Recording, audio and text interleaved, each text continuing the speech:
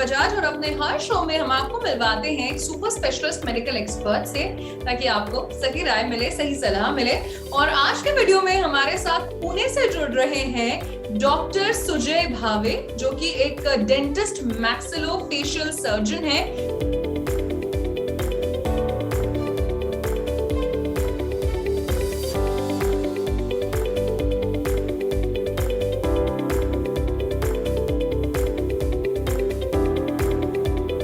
और साथ साथ डायरेक्टर है पॉलीकेयर पॉलीक्लिनिक, जो कि पुणे महाराष्ट्र में है।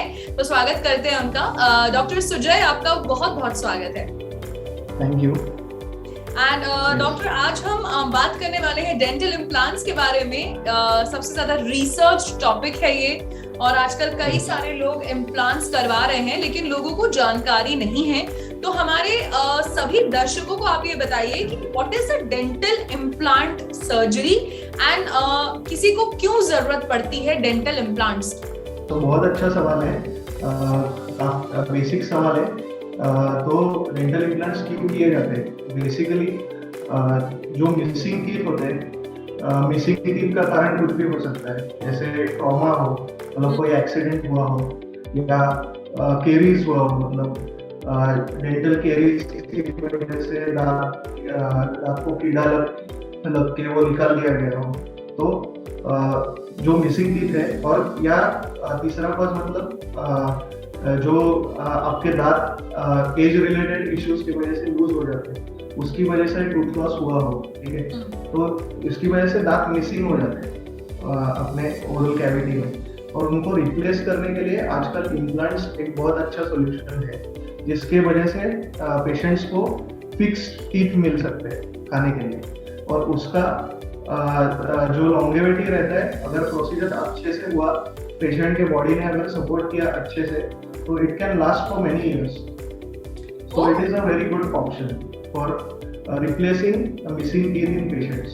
डॉक्टर सुजय, मेरा आपसे दूसरा सवाल ये है कि डेंटल इम्प्लांट का प्रोसीजर कितना पेनफुल होता है और कितना समय लगता है, ड्यूरेशन क्या है?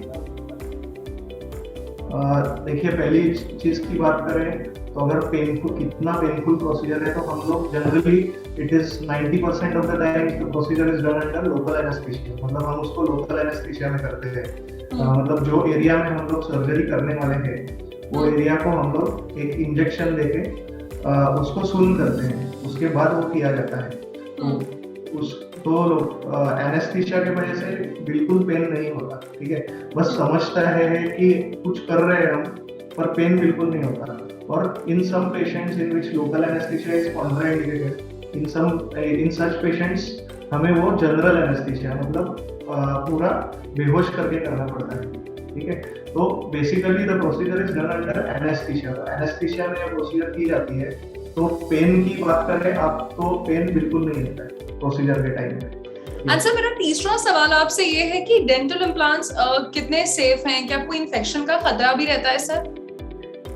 देखो, हम कोई भी सर्जिकल प्रोसीजर बॉडी में करते हैं, ठीक है, तो उससे कुछ 0.5 to 1% एक रिस्क रहता है इन्फेक्शन का, और उसको प्रिवेंट करने के लिए हम पेशेंट को सर्जरी के बाद एंटीबायोटिक्स प्रिस्क्राइब करते हैं 3 to 5 डेज का, और कुछ केयर रखने के लिए बोलते हैं, जिससे वो 0.5 to 1% जो चांस है वो भी एकदम कम हो जाता है, मतलब ना के बराबर हो जाता है, ठीक है।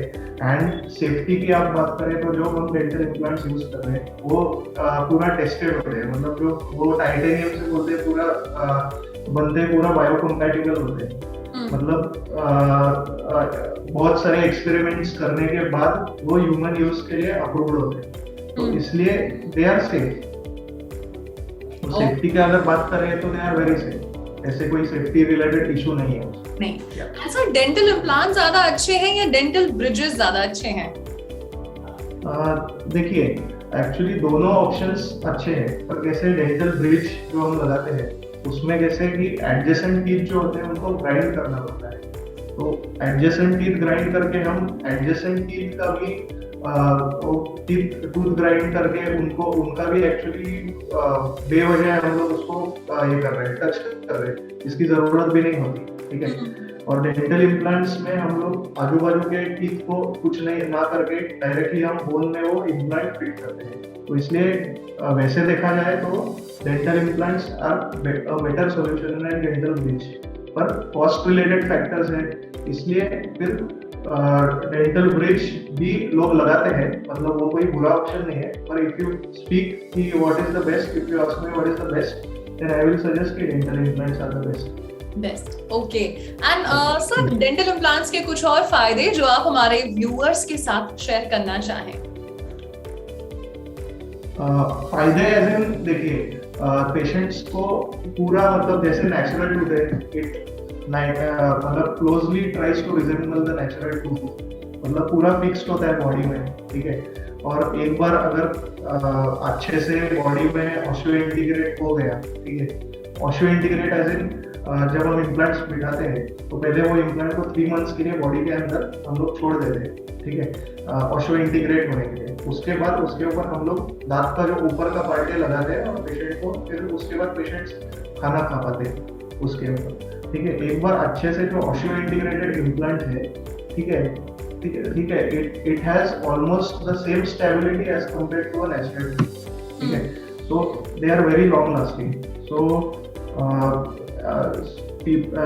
while chewing, while carrying out daily activities, aesthetics हो, function हो, ठीक है, तो मतलब वो नेचुरल टीथ को इतना रिजेंबल करते हैं कि पेशेंट को पता नहीं चलता कि like it resembles natural teeth. So tooth loose होने के बाद भी पेशेंट का फंक्शन वैसे का वैसा ही रहता है। ओके, सो यहाँ पर कई सारी चीजें हमें डेंटल इम्प्लांट्स के बारे में पता चली। एंड इसी के साथ डॉक्टर सुजय, मैं आपको थैंक यू कहना चाहती हूँ, बिकॉज आपने अपने बिजी शेड्यूल से अपना कीमती वक्त निकाला और हमारे सभी दर्शकों को आपने अच्छे अच्छे फायदे बताए। Thank you so much. Thank you for inviting me. Thank you for inviting me. तो ये थे डॉक्टर सुजय, जिन्होंने आज हमें बताया डेंटल इम्प्लांट्स के बारे में, डेंटल ब्रिजेस के बारे में, प्रोसीजर कैसा होता है, कितना समय लगता है और क्यों इनकी जरूरत पड़ती है। जब भी आप अपने डेंटिस्ट को दिखाएं, पूरी जानकारी जरूर लें। तो इसी के साथ आज का वीडियो आपको कैसा लगा हमें जरूर बताइएगा। मैं आपसे मिलूंगी एक नए वीडियो में with a new super specialist medical expert. Till then आप देखते रहिए जी मनी हेल्थ शो, क्योंकि अच्छी सेहत है हमारा वादा। Bye bye.